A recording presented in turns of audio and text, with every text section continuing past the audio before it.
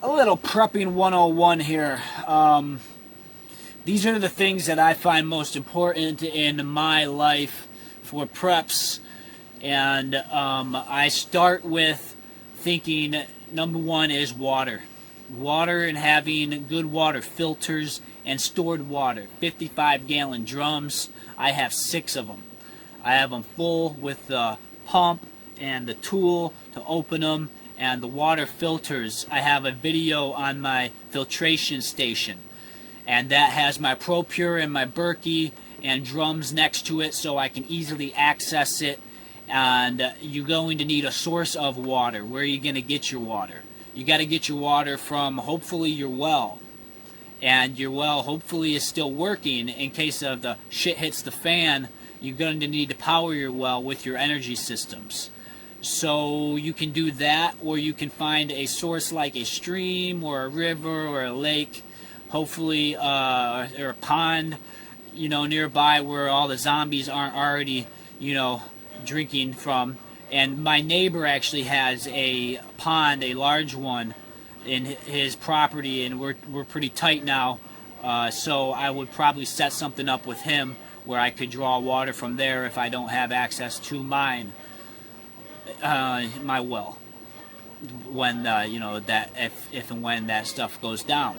So that's water pretty much in a nutshell. Now, if you crack that nutshell open, you'll find food, which is the second most important thing to probably be focusing on, aside from having a roof over your head and making sure you're not being eaten alive by a zombie.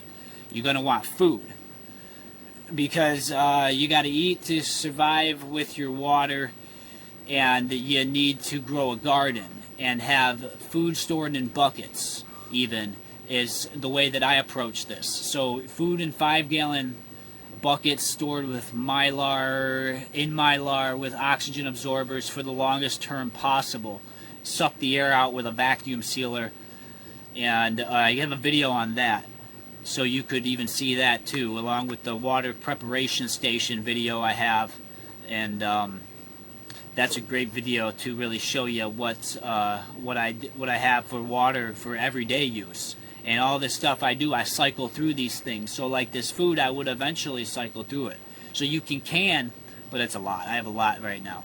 So I may even end up donating some of it at some point if things stay beautiful forever and I don't have to use it all. So, well, things are beautiful always, but you know what I mean. If the world doesn't go into chaos, then I will donate it to some people who possibly might need it. And that covers a lot of food right there. And canning your food, canning dry foods, putting them away, putting them up, canning your garden food. So my garden has just been thrown up. I have an indoor garden growing now up under grow lights. So that's another food tap. And then obviously if you're into fishing and hunting, get your skills up. Find out where the good watering holes are to draw fish, and find out where you could possibly set up to shoot some game, and or get to know, like, one of my neighbors. He does fishing. Another one of my neighbors does a lot of hunting, and we trade. I do trades with them for things crops that I'm growing. So I'll trade my crops for their crops, basically, for their goods. And that's something you want to definitely establish, is community and communications with your community. So you want, I bought Baofeng, I believe is the name, brand from Amazon, and those 10-pack of walkie-talkies, simple 2-mile, up to 2-mile radius, which all my neighbors and my close people in a SHTF scenario would be directly around me anyway, so we wouldn't be far. And it's to keep us in touch and communication, if grid goes down, so we can all stay on the same page in case of emergency here or something going on there, or things we need to know, and stay on the same page with all of that. And you can even come up with your own code so that you can communicate in code if it comes to that, and you don't want people to understand or tap into your frequency. So that takes care of a lot of food, and the garden is so important. Potatoes and knowing the basics, basically. If you don't want to get into it extensively and you just need to hurry up and figure this out, you need to just focus on root crops. Root crops and then some healthy greens, some green tops, like root crops and green tops. Because if you can get those things and have chickens for a protein source, and just a bunch of flaxseed even for like fats, for a lot of fats, so you don't have to eat your birds right away. And you know, you can grow your eggs and get those from your chickens and feed all your scraps mostly to your chickens, you know, so that they can eat and supplement that with their stored food, which you should think about as well as storing up a bunch of their food if you have chickens. And yeah, so there's them, the chickens, there's the garden where you're focusing on maybe just the root crops like beets and turnips and potatoes, so that, you know, you're getting the most dense nutrients for your time. And carrots even, and radishes are amazing because they come up so fast and you can cycle through them so quickly. And then the greens like spinaches and kales and lettuces. And your beet tops, if you harvest those as your beets are growing, you'll be able to get fatter beets and you'll eat lush greens at the same time. So there's that to note. And that's part of just being healthy overall. And that's my lifestyle, that is where, you know, all that lies. And every single day I eat these whole healthy meals that come basically straight from the garden. Few things from the store still that are, you know, labeled certified organic. Who knows? I'm trying to get away from that by growing all of my own stuff. And that's where I'm headed. I'm at about 70% right now. And I could go 100% overnight if I needed to, just with the stored foods I have. So you can dry, what is it? You can freeze dry and, you know, dehydrate some food slices, like apple slices and banana slices and any kind of grapes to make raisin. And I even bought a bunch of raisins that I canned. So you can can up that stuff so that you have it for a long term and cycle through it, so that you're eating it, you know, slowly, so that it's not going to waste. If you can, you know, if you don't, you know, if you got time still, and you need to get through these things. So make sure all this stuff is stuff that you're going to enjoy and eat. And you know, so that way you're actually enjoying your preps and you're going about it that way.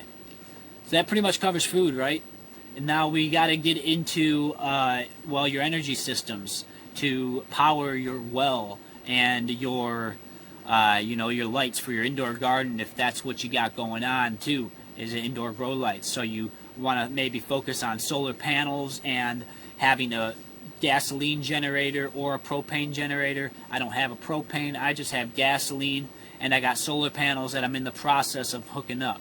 I haven't completely hooked them all up yet. I'm still learning all of that whole thing. So that's going up, and it's all here. So I, you know, if something happened right now, I would be able to figure it out and throw it all up. But I'm not in a rush to do it because I'm on other things, you know, at this time. So I'm just kind of getting to it as I go here. So there's that with you know, a generator with gasoline and having fuel stored and put away. I have a 55-gallon drum filled with gasoline with fuel stabilizer and that I have another video of that as well, of how I prepped that away.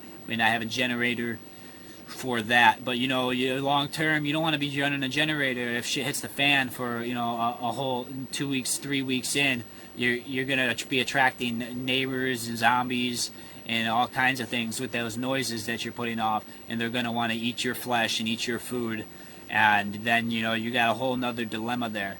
So, and drink your water probably is what it really is at that point. And you're going to have to deal with that. So how do you avoid that? I guess you could have the solar, right? And hopefully the people around you, your neighbors that you're close communications with, don't turn on you, and you can work at deals with them so that you can stay up and running that way.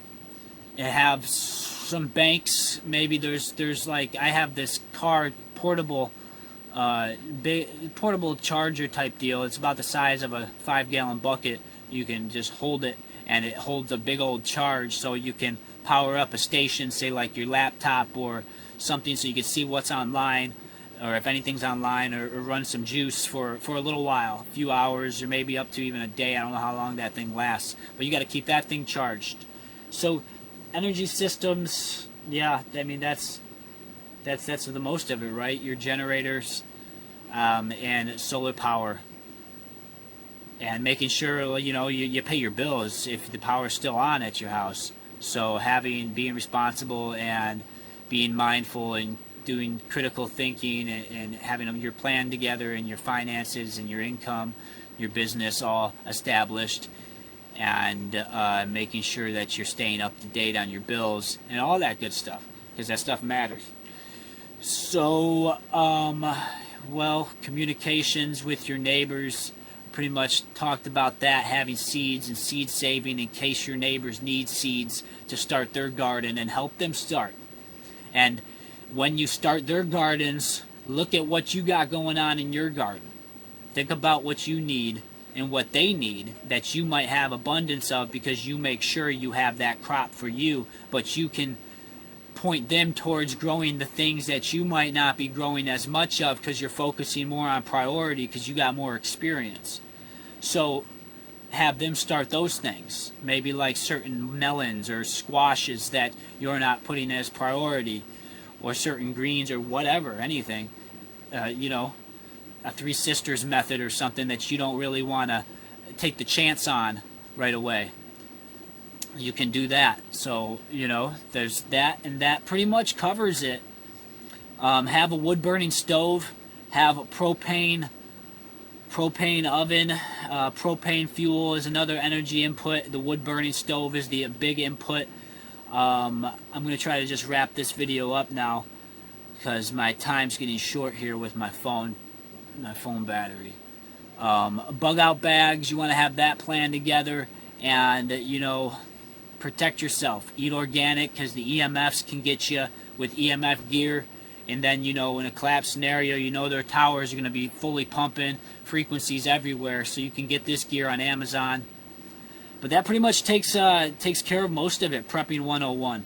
So your firearms, you're going to want to focus on getting your AR in your sidearm, and say a tactical vest even, with extra mags and a bunch of extra ammo. Body armor would even be good. Get some plates. That would be helpful, as well as a respirator. So like a CBRN, a full face respirator, and even consider a full body suit for a real extreme scenario. And you can have that, seal it off, seal the seams up with gorilla tape. That's my plan. If we enter some kind of nuclear scenario, or you get volcanic eruptions and nuclear winter scenarios, ash everywhere, that kind of stuff. So fallout, you got to survive for extended period of time. The respirator that I have, the CBRN full face gas mask, has a hose with it that leaches into a bottle, a canteen, that you can drink from that way. And board up your home if things go down. You want to already have this wood ready and in play somewhere nearby, so that you can easily grab it and throw it right up, covering your windows, door walls, whatever has glass where it could be broken and it could be easily compromise your security. So do that, and you can even disguise it in a way where you put sheets or curtains in your window first, and then you have them so they're completely drawn, closed up, and then you put the wood up so that you can't see the wood through the outside, so it looks like you just have curtains closed. So it adds a little bit more privacy to your security for however long that matters. you can go ahead and do that. So if you even wanted to secure your home now and just be ready now, so you don't have to run to it to set it up, you can make it look good from the outside and have it, prepped on the inside. And you could even put another row of curtains up on the inside to give yourself the look of a home with your curtains drawn. So you have two layers. You have curtains on the outside, layer of wood to board up your window, and then you have another layer of curtains. So that's a whole nother thing you can think about when it comes to home security, along with a camera system that you can keep off grid if need be. You could have it run off a battery bank, so you can at least see what's going on around your property from, say, a basement where you're sheltered up for security reasons. You can you could watch and see what's going on around the property. Run off a battery bank that you could keep charged when you have your red generator running. So that's there's that, and that's pretty much going to wrap up the video.